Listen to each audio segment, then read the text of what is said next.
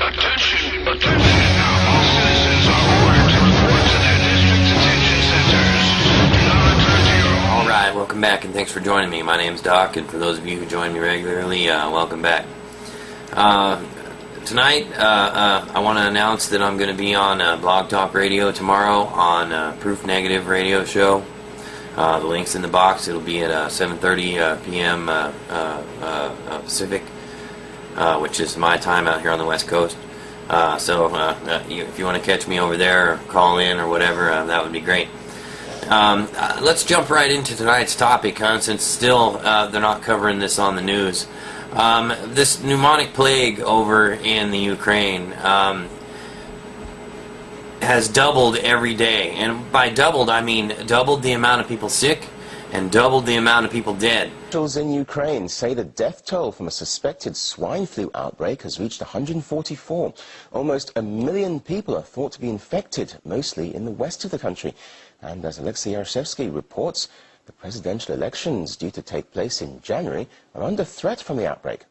Over 100 have died since the outbreak of the virus last week, but it's still unclear exactly what killed these Ukrainians. Only some are confirmed as a result of AH1N1. The rest are being blamed on respiratory diseases. Even so, talks of imposing a state of emergency here are surfacing from the highest levels. What's very important that you pay attention there is that you noticed in the report he said in the last week. These cases have happened in the last week. It's doubling and doubling and doubling again. And I need to explain to you, right, how fast that spread is. There's reports that it's in Turkey. There's reports that it's in India. There's a report out of China, and they're running drills. They ran a drill in Illinois for this plague outbreak. But let me explain something to you, right? Okay, they keep trying to say H1N1 is connected, right?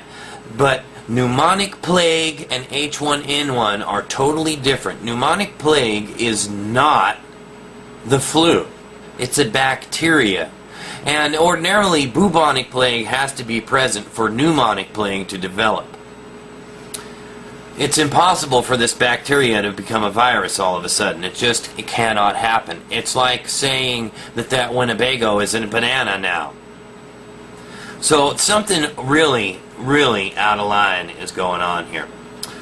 And folks, there's over 100 underground bases in the United States.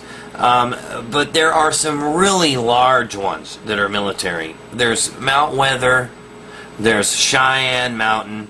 There's that place. I'm fairly certain it's in the Midwest. That they hauled out the whole inside of a mountain that was supposed to be for radioactive waste disposal, and of course that got shot down, and so now that's just sitting there empty. But there's scores of these things, and I happen to know some people that live around a couple of them, and not only that, but there's also some people that I regularly get information from that live around a couple of them that are all telling me the same thing. That trucks are pulling in and out of these places, that the parking lots, and the only time they've ever seen them as full as they are now was right the day after 9/11 and the week after that, which of course we know they sequestered all of the high-ranking officials in these secret bunkers. And I got some clips along here that I'm going to show you. But here's the thing, right? The use of these bunkers was always for either thermonuclear war or a biological attack was the only reasons that they would be used. I want you to think about that for a minute. A biological attack. Is the situation really that serious there in Ukraine? Well, yes, it is. It seems that it's getting more serious every day, mainly because the death toll is rapidly rising. Over the weekend, it has doubled. But the main problem is that nobody in Ukraine can now understand what is exactly happening, what is exactly causing so many deaths. And why haven't you heard anything about it? They've been trying to connect it to H1N1, failing miserably. All the doctors say that no, that's not what they're dying of. Trying to convince you that a bacteria is a virus. As fast as this is spreading and as many people as this has killed and you haven't heard anything about it, and let me tell you why you haven't heard anything about it. Because under the treaty that we've signed with the World Health Organization, all the nations that have signed on with them have agreed that in the event of a major pandemic that threatened humanity, that all control of government, all control of security forces and policy would go to the UN Situation Room and to the UN. Now, we already know who the head of the UN Security Council is. It's Obama. They become dictator of the world in a situation like this, people. Dictator of the world. Ukraine has already called martial law. China doesn't have to call martial law. They live under martial law all the time. But let me tell you something. We've read in all the microbiologist papers about how they want to introduce some kind of bacteria or virus that wipes out 80% of us. The globalists openly in the wide open say that you have to eliminate the population and that people will never go along with it, so that you just have to do it. John Holdren, Obama's science advisor, wrote the book Ecoscience, saying to sterilize the population without their knowledge through the drinking water and other things. And the World Health Organization has been caught.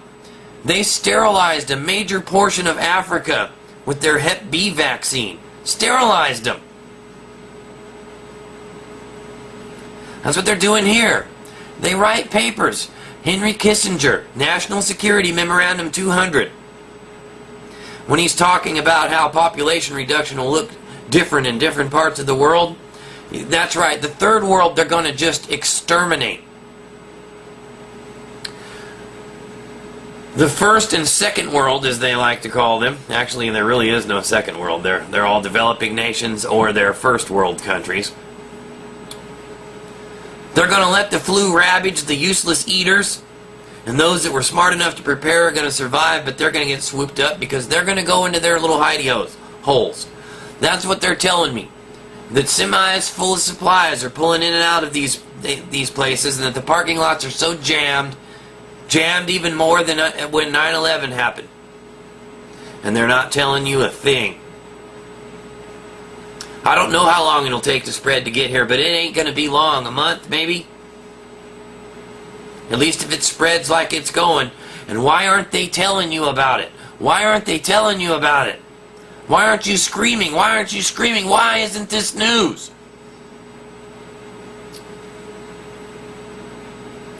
Unbelievable. And it's going to cause a panic, them calling it H1N1, and that's what they want to do. All their training has been to fight off people that are rushing to get the vaccine. Because if this vaccine sterilizes you or cuts your lifespan short or something like that, you're going to insist upon lots and lots of research. But if hundreds of people are dying from pneumonic plague, which is a bacteria, and they have a vaccine for it already,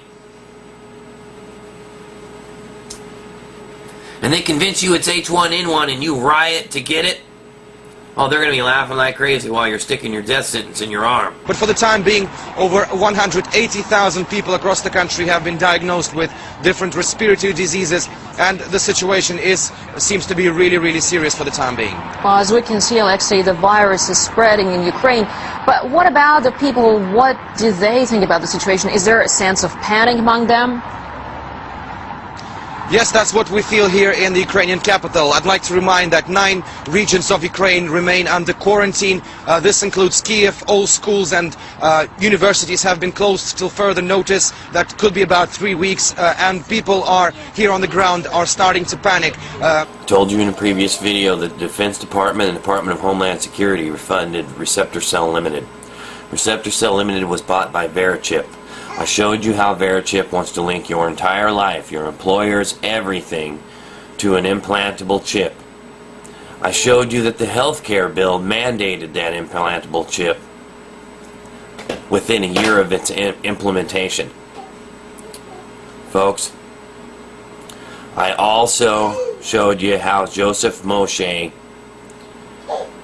predicted that Baxter would release a plague in the Ukraine. And that appears to be exactly what is happening. And at a spread rate that doubles every day, and a death rate that doubles every day, that's a scary prospect.